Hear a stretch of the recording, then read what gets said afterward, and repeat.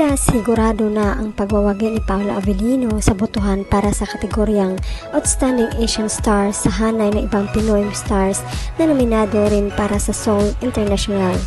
Kalat sa group chat ng iba't ibang fandom ng Kim Paulandia ang pagwawaldas ng pera na isang sinasabing solid ni Kim at supporter din yung Kim Pao Love Team. Base sa nakuha naming resibo, tumataginting 100,000 ang pinakawala ng isang fanny sa kanyang kaban para suportahan ang pagkapanalo ni Paolo sa nasabing award sa Korea.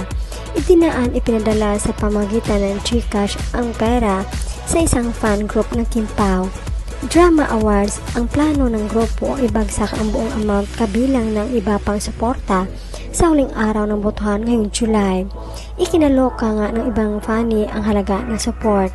Alaki naman yan, ang yaman talaga ng Kim Paulandia.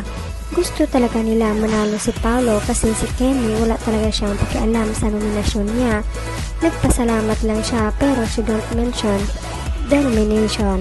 Let's go, mga Kim Pao fan family.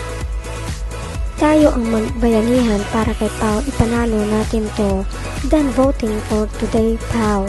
Hindi susuko until the last day of voting. Sumusunod ako sa request ni Kemi cause I love you both.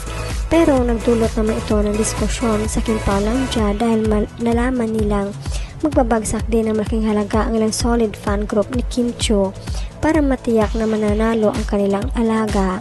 Ang grupo na ito ay sinasabing hindi susunod na panawagan ni Kim na ibigay ang suporta kay Paolo sa award na ito.